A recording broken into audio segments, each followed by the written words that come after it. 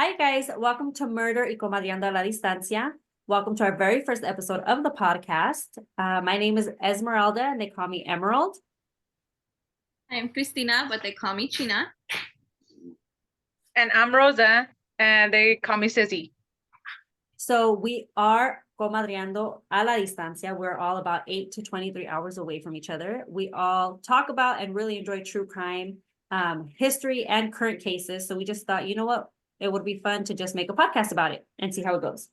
So we're going to start off with our very first episode, our very first case, which is Jennifer Pan. Now for this, we did all watch the documentary on Netflix. And we also watched and listened to different YouTube videos. We listened to different podcasts. And we all got different information in regards to the story. Now, if you guys don't know who Jennifer Pan is, Jennifer Pan was... she is a 37-year-old female, okay? And on December 13th, 2014, she was convicted of first-degree murder. Now, she did receive a life sentence with the possibility of parole after 25 years. And pretty much what she got that sentencing for was for hiring somebody to kill her parents. Now, if you guys don't know the story, we're going to make a very short summary of it, which is that she hired men to break into their home, because she lived with her parents, to break into their home and to kill both of her parents while she was there in the home. Now, Jennifer Pan, the police interviewed her 3 different times. And throughout all of the interviews, she seems distraught. She is crying.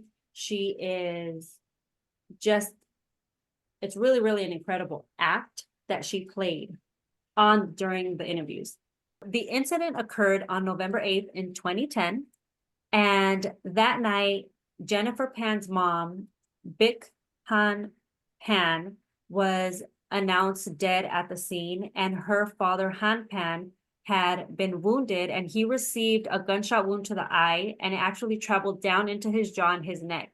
Now, when he was taken to the hospital, he had to be put into a coma, which I believe he lasted about 3 to 4 days.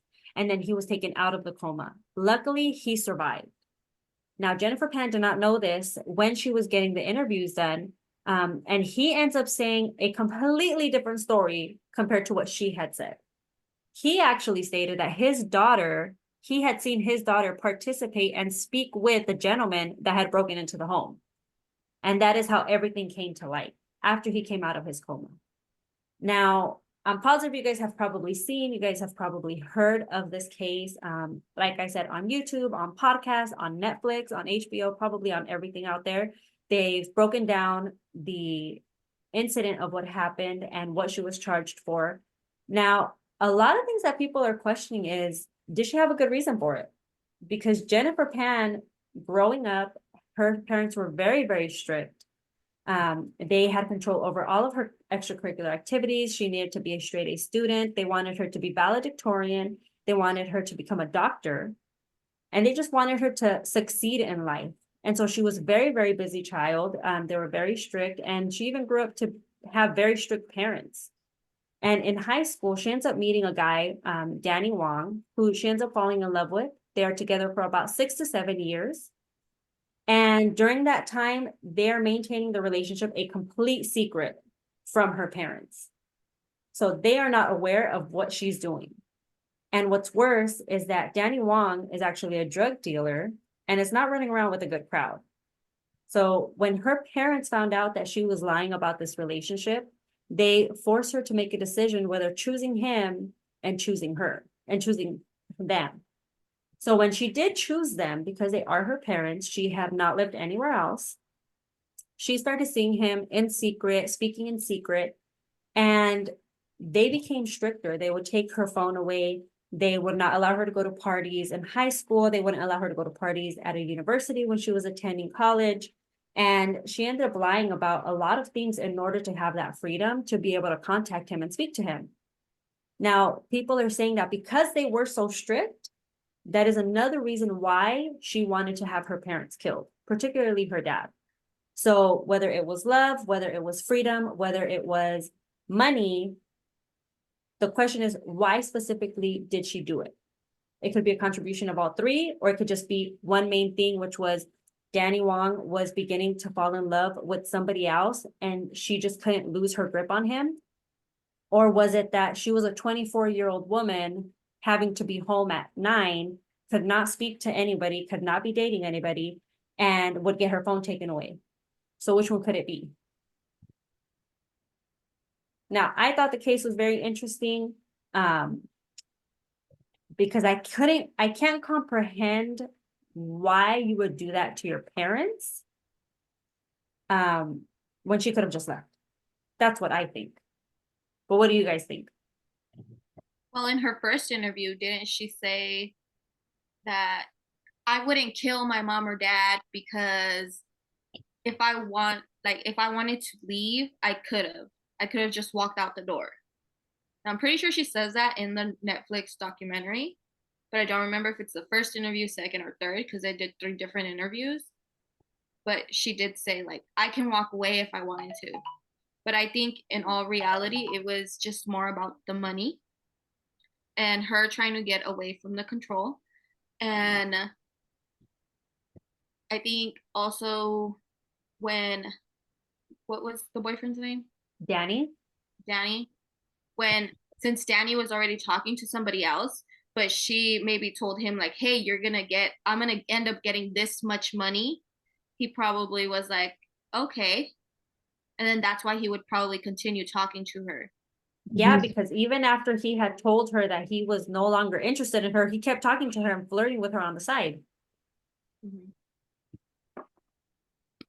So I think that's true. So it could have been for the money, or it could have just been like just to get rid of her.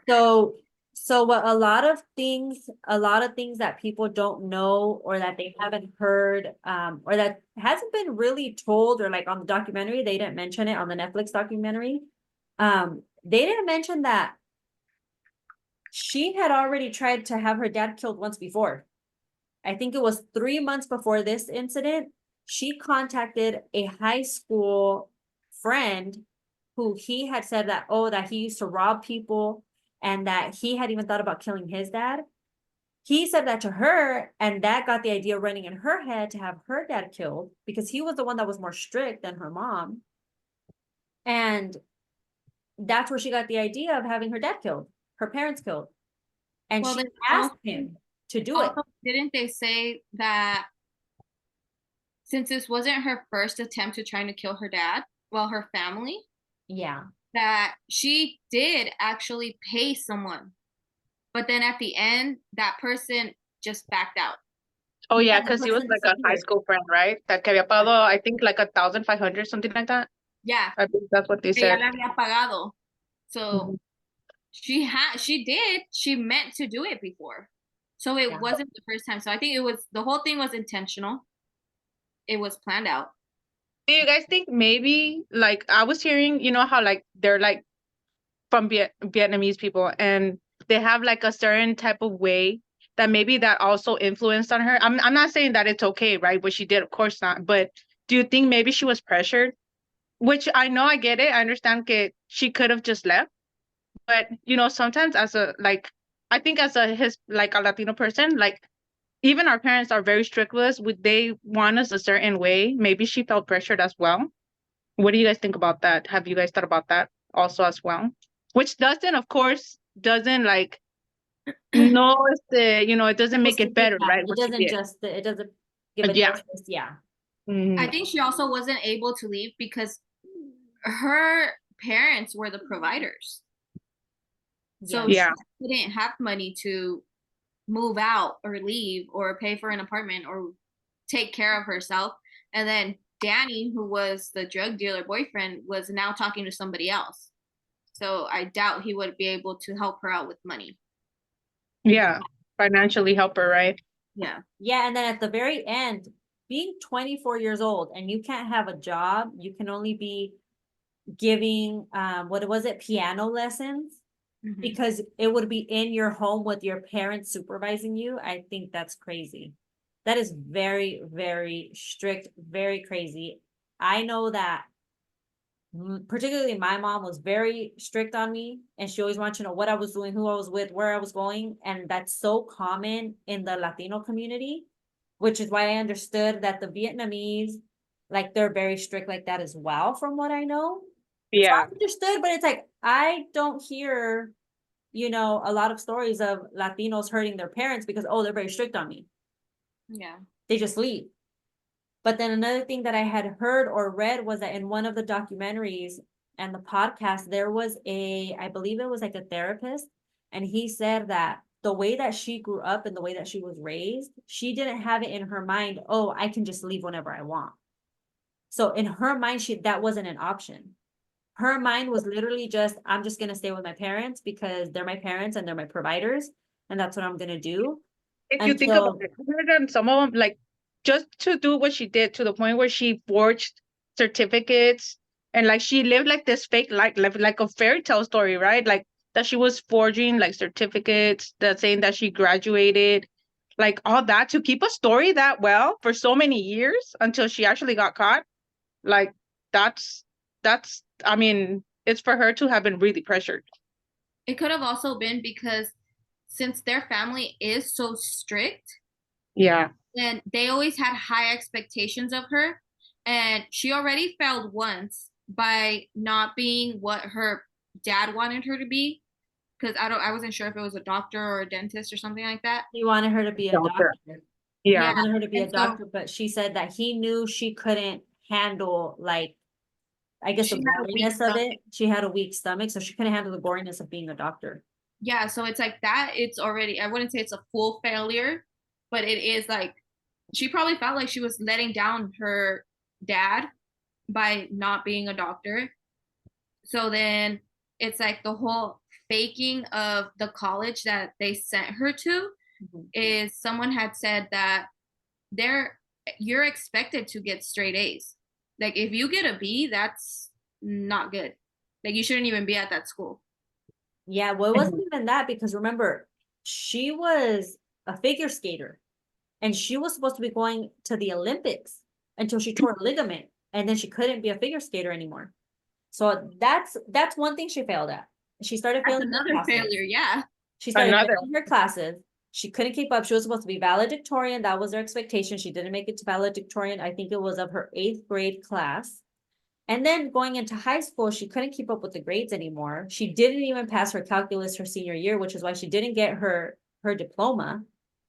So she failed being a figure skater. She failed being valedictorian for 8th grade. She ended up failing out of high school her last year. And then she didn't go to college, or I think she faked going to a university and she faked degrees and she faked certificates and she faked a bunch of stuff where it's like, if you think about it, it's like you put all that effort into lying, into coming up with documents, into this, into that. Why didn't you just do the work? And that's why they say it's always bad to lie because when you lie once, you have to make up another lie to cover up. Yeah, you just have to keep going. It just adds on on. and on and on. Well, I believe she Yes. got caught, right? After like a couple of years, her parents, because her parents took out some money from, I don't know, from one of their, what they Life were gonna insurance. inherit her, something like that. Yeah, life insurance. Yeah. And they were paying for her university. And then they caught her. So they took that from her. And that's, like, how can you continue for so long to do that? Like, Well, I don't know if you guys heard it or read it because I was reading online too her story of what happened. I think it was easy for her to lie about it because she was so in love and so obsessed with this boyfriend that she just wanted to keep the appearance of doing the whole thing in college for her parents, but on the side still being able to see her boyfriend. Because after they broke up, I don't know if you guys saw this, that she contacted him saying that supposedly, what did she tell her ex-boyfriend? somebody That, was calling her, that right? supposedly, she had a knock at the door and she opened the door and that it was a police officer with a badge. And when she let that police officer in, more men went in. I don't remember how many specifically, but that they essayed her. They like raped her. Group. Yeah. Yes. And so she told him that was why she was so scared and that she needed him. And so he was there for her, and that's how she kept him close to her, was that there was always something happening to her, and he was who she would run to, and he would be there for her. And it was all because he saved her once, no, from like a camp or something. Yes, they they were had gone on a trip. They had Yeah. gone on a trip, and I think she was having like an asthma attack or something like that. And he ended up like being there for her and helping her go through it. And that's how they ended up, like, I think they had already been friends, but that's how they ended up dating, and that's how everything started. She probably seen him as like a protector at that point. Yes. And then it probably turned into obsession, which I'm pretty sure that was a case also, because she had sent him like text when he told her that he was now being with somebody else. She texted him back saying like, "Oh, you love her like I love you," or something like that. Did you guys read that? Yes, yeah, because he had told her, you know, what you feel for me, I feel for her. And the new girlfriend's name was Christine. And I don't know if you guys saw or heard that he, in his interview with the police, with the detective, he told him like, oh, I was getting hundreds of phone calls and text messages where I would answer and there would be nobody on the line for 10 seconds and then they would hang up. And if I wouldn't answer it, it would be like, it would just get worse and worse, because I would get constant phone calls, one after the other. Or I would get text messages with laughing, ha ha ha, or bang bang. And Jennifer ended up saying that she was getting the same types of phone calls and everything. And the whole thing that happened with the fake police officer, she started telling Danny that it was his girlfriend doing everything, trying to keep Jennifer away from him. Yeah. So she was lying to her parents. She was lying to the ex-boyfriend. She was lying to everybody. It was probably her making all those phone calls to him in the first place too. You just never know the way she was. I wouldn't doubt it. I think one of the podcasts did say that it was her. It was her making all those phone calls and text messages and everything. And she had lied about the essay. She had lied about it. She had lied to everyone about everything. Yeah. Yeah, but a lot of people are like, well, you know, could the way that she was raised, could it cause her to become that? Her trying to meet these expectations of her parents, particularly her dad, that she couldn't meet. So she said, you know what? I'm just going to lie about it. I can't really do it. I can't really meet those expectations. Like, maybe I should just lie about it. Yeah. But I don't think it's justifiable for you Of to do course. harm to your parents.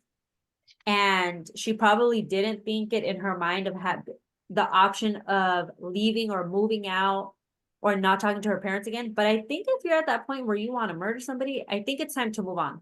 I think it's time to get out. I think it's time to stay away from them. Like, she was 24 years old. She could have gone to get a job. She could have moved out. She could have done different things. She didn't have to stay there. She could have chose her boyfriend at the time when they gave her the choice. She could have chose him and gone with him. Yeah. Didn't. That's true. Yeah. I agree.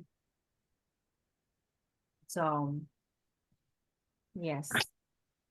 And what do you guys think about the interview, just in all? Like, how her interview, did you guys hear about the phone call? Did you guys hear the phone call when she called the police and stuff?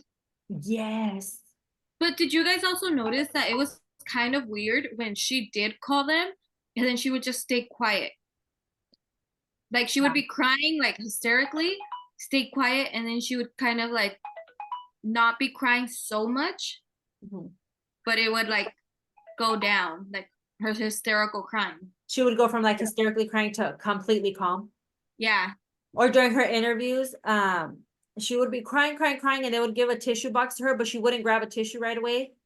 And then like she would wipe her face and then look up, and in the camera, you're like, her eyes look the same. Her eyes didn't look like they were crying. They didn't look wet. They didn't look swollen. They didn't look nothing. Nothing. And that's one thing that the detective said, that when they went to the funeral, her mom's funeral, the detectives went, that she would be crying, and then she would turn to look at them. And she would be crying, and she would turn to look at the detective, and the detectives were like, well, why are you looking at us? You're mourning your mom. Why would you care if we're here? Why would you be looking at us? paying attention to what we're doing, paying attention to what we're looking at when you're mourning your mom. Yeah. And that her eyes didn't look watery, nothing. She did not look at all like she was crying. Well, they did the burial for the mom. Was the dad still in a coma? No, but he was injured. He had just gotten out of the coma and he was injured, so he couldn't be there. Mm-hmm. And he, I guess he stated that he wanted to mourn her on her own, on his own, because Jennifer hadn't been arrested yet. So so when the mom died, her dad, Jennifer's grandpa, passed away. And I guess he had already been sick, but with the news of his daughter's death, he passed away too. And I guess I had read that in the Vietnamese culture, I might be wrong, but in the Vietnamese culture, the elder must get buried before the next person. So him being the grandpa, his funeral was first, and then Vic's funeral was next. And Jennifer planned both of them. She planned both of their funerals. She was there at both funerals. And the dad was still in the hospital. He was still injured. He couldn't be there. So he mourned his wife in private. He mourned his wife, I'm guessing, in the hospital, which is really sad. I know. It is very sad because you saw your wife get murdered right in front of your face.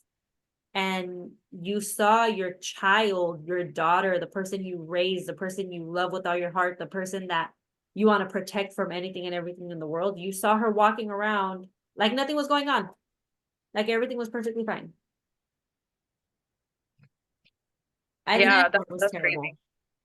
And then when the dad was out, didn't he get a restraining order on her so she couldn't see him like at all? Yeah, I heard he got it at court, right? He did that and got a restraining order on her. Yeah, he got a Yes. restraining order so she could never contact him. Yeah. Yeah, she did. The entire family did. He did, and her brother did as well. They both got a restraining order. I want to say aunts and uncles, and everybody got a restraining on her. Well, she's what, 37? She's 37 right now. She was convicted 2014. So I believe she's able to go to be paroled out, in 10 years? Right? In 10 more years, right? Yeah, because it was two, did she have her? I don't think she 2024. had So 10 years. So about 10, 15 years, she'll be able to go out on parole. 10, 15 years, she'll be able to go out on parole. Oh, you went dark. Sorry. But yes, 10, 15 years, she'll be able to go out on parole. I don't think she should be able to get paroled out. But okay, so you know how she's not the one that killed her parents or Yeah, she's murdered? not the one that actually committed the murder. Yes. Yeah, committed the murder. Yeah. And it could be because of the brutality of the situation that her parents had her in. Mhm. Isn't that kind of the same case as Gypsy Rose? Because Gypsy Rose didn't murder her mom either. Yeah, She it's had very somebody else similar. do it They do. It's very similar. because she had somebody else do it as well. It is very similar. And they set her free after so many years. And it's Yeah. also because of her mom. So it's a whole nother, her parents were strict on her and this and that. Yes, but I think Gypsy hers was a little Rose, different though. yes, because Hers was Gypsy more Rose's medication. mom was abusing her, like, Yeah. physically, in regards to Psychologically too. medication wise, where she would take her to go get procedures done that she didn't need. She would take her to get medication that she didn't need. So I think that's a difference, because with Jennifer, it was just like, oh, you have a strict schedule. You can't be out late. You can't go to parties. You can't go out with friends. You can't this, you can't that. It was just more like strict wise. Yeah. And then Socialize, yes. more like victim. She was more like a victim in this case. Yes, so they were similar to where they had somebody else commit the crime for her, but different in regards to their house, I guess, if you could say.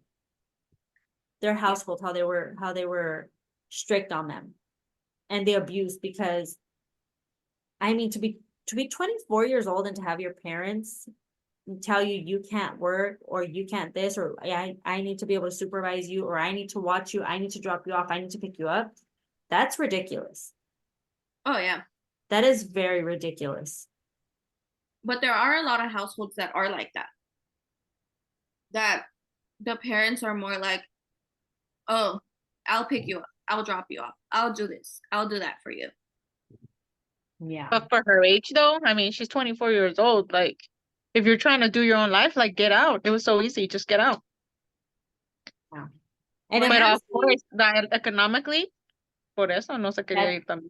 Oh Yeah, yeah, and then that's- like there's people that are Latinos and they're what, 30 years old, still living with their parents, and they still tell their parents like where they're going and blah blah blah. Like, yeah, with the Latinos, maybe, you know, because you have your own car and because you work, you're able to go wherever you want, but you are expected to come home every night, Yeah. an hour, if not they're locking the door.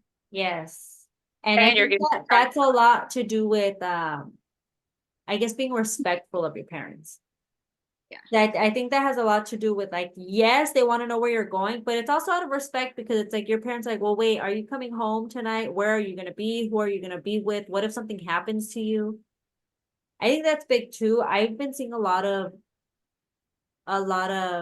videos, I think especially like on TikTok, of people saying, oh, we're breaking the generational curse of, you know, living with our parents until we're like 30 and still having to check in, or still having to say, hey mom, me das permiso to go do this, or can I go do that, or can I go hang out with this person, or is it okay with you if I come home past 11? Like, a lot of people are saying, you know what, no, like, we're just leaving, we're moving out, we're doing our own thing, we're getting a job, we're being responsible, and we're taking care of ourselves. We love our parents still, but we just want to be able to live our own life once we're an adult. And I think that's fine. I think Jennifer Pan could have done that. I don't know why she didn't. I don't She know. chose the easy way out. She thought that it would be easy. I think probably Daniel influenced her, especially since they knew that she would, if her parents were to pass away, she would inherit, I don't know how much was it, like 500,000 or something like that. So they thought the easy way out. That was the easy way out for them. Like, okay, well, For them, they'll pass away and you get to keep the money. Yeah, And she gets it's better, and it would benefit them because one, they would get money. yeah. Two, they would have a house because that house was already theirs. Well, yes, her parents, so it would go down to her Yeah. yeah. because her little brother, he was still young, so he wouldn't inherit it. No, he was already I think he was already going to university. Oh, was he? Yeah, the younger brother, he was, I believe, 3 years younger than her. But where was the brother in all this? He was at the university. Oh, okay. When everything happened, he was at the university. Yes. Yeah, Well, so good for him that he was in the university, because if not, you never know what. That's probably why she felt it was easier to do it and just hire someone, because he wasn't there. And then probably if it was 3 guys against 3 different people, which it would be the mom, the dad, and the brother. yeah. But who knows if she would have gone through with it if her brother was there, because her brother But- gave him no reason to hurt him. Well, But sort of.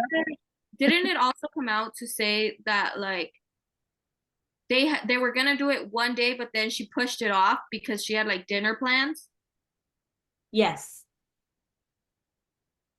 Because, so she said she pushed it off because Danny Wong was the one that had helped her get in contact with the person that actually committed the crime, which was Homeboy was his nickname. He got in contact, and they had set up everything. They had already agreed on the terms. And that is when Danny Wong texted her and told her, you know what? What you feel for me, the love you feel for me, is what I feel for Christine, his now girlfriend. He was falling for her. And that is why she told him, like, wait, so you love her how I love you? And he said, yes. And she said, well, can we call it off? And he goes, what do you mean? Like, you said you wanted this done with or without me in your life. That's like him pushing her to do it. Yeah, because he's like, well, wait, she wanted to cancel it because in my head, she probably thought, well, you know what, what's the point now? I'm not gonna have him anyways. I'm not gonna have him. He doesn't want to be with me. He's in love with somebody else. I'd rather have my parents here. There's no reason. The love of my life is gone. But then he told her, like, wait, no, how are you gonna say that when you said with or without me, you wanted it done anyways? So I think that's a part that's gonna be, she probably felt like, oh dang, now I have to do it. Because I did tell him that. But And that she that loves him so doesn't that much, kind she's of so mean obsessed that she did it. doesn't that kind of mean so she did do it for Danny? Yeah, like it was like he was. Él tuvo que ver mucho ahí. Like he influenced her. He was Some her sort of focus. way. Like he Yeah. was what motivated her to Mhm. do it. I think at the end I think it was all three things. It was the love and obsession she felt for him, that she wanted him back. It was the freedom of her parents because she wasn't going to have to be a 24-year-old woman living with her parents and, still having rules that she had to follow. And it was also for the money because she would have gotten, her and her brother would have split the home. Her and her brother would have split that life insurance money. And that would have given her that financial freedom until she got on her feet by herself. And it would have kept Danny there because he would have been interested in the money as well. Yeah, and then how the excuse that she said when she told when they were interviewing her, how she said that, oh, that the plan was that they were supposed to kill her. Yes. Yeah, that didn't make any sense. I see why she would say it to kind of cover herself, but that didn't make any sense at all. Of course not, because with all the text messages that then later they saw that about how they Yes. put VIP pass and all that stuff, and then how they saw on the ring cameras from the neighbors that she like turned on and off the light, como like dándoles pues para que entraran and stuff. Like I was like, oh my God. Yeah, and it's like if you would hire somebody to hurt you, why would you do it in front of your parents? Right? Why wouldn't you have somebody attack you randomly somewhere else? Randomly, somewhere where it's not your parents' home. Like, what would be the point of getting attacked in your own home? To traumatize them. I don't get that. Yeah. Any last thoughts on this episode or this story that we covered? Were they all convicted of? Like, did Danny go to jail? Did he do Yes, so time? all three of the men that committed the crime, that broke in and beat them and killed the mom and wounded the dad, they all three were arrested. Danny Wong was arrested and she was arrested. So that was 5 people that they arrested for the crime. They all were convicted life with the possibility of parole after 25 years. Yeah. And they were all convicted of first-degree murder. Now, what Yeah. I just read recently is that they all appealed because the judge never gave them the chance of second-degree murder, attempted murder, didn't give them any other choice besides first-degree murder. So they all appealed, and I believe they are going to get an appeal date. I need to check when though. Yeah, I heard that one of them actually was sentenced to 18 years, but he passed away like in 2018. Oh yes, I forgot. Yes, one of the men, he pleaded guilty. Yeah. He pleaded guilty to the crime, so he didn't have to go through court. He pleaded guilty. They gave him 18 years, and he passed away. Yeah, he passed away, I Yeah. think, in 2018. Yeah, he had passed away. So Homeboy had gotten his own 3 different people, like 2 different people. Yes, he did. So with Homeboy, 2 different people, and then Danny Wong was one of the contacts, and Jennifer was the initiator. Mm-hmm. Yes. Yeah, she's the one that came up with the idea, fed it to Danny Wong, said, hey, I need help. And he said, okay, I got you. I know who to call. And he's the one that made the call, and he's the one that made all the arrangements. And at the end, he said, okay, here you go. Like, I don't want anything to do with it anymore because I don't love you anymore. I love Christine. So here you go. You do what you got to do. No, pues wow. Yes, it's Ah, no crees. crazy. No. And Yeah. last thoughts on the Jennifer Pan.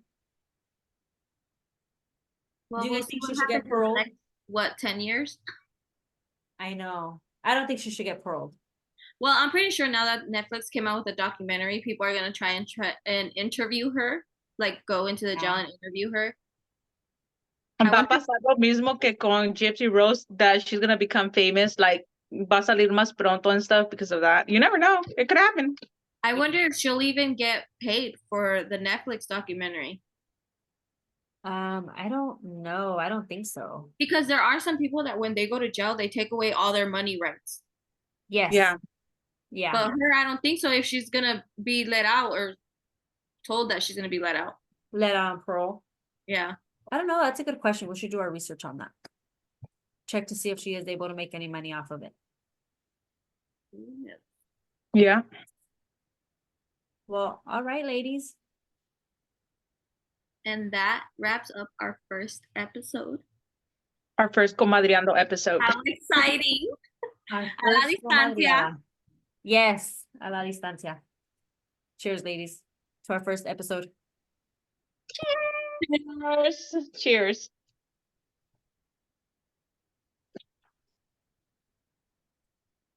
Well, if you're watching this, let us know what story you want us to tell and cover.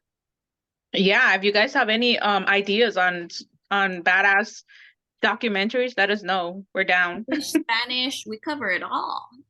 Yes, English, Spanish, Okay, caiga. whatever you guys want. De All todo right. un poco. Thank you guys for joining us, and we'll see you guys soon. Bye. Bye. Bye.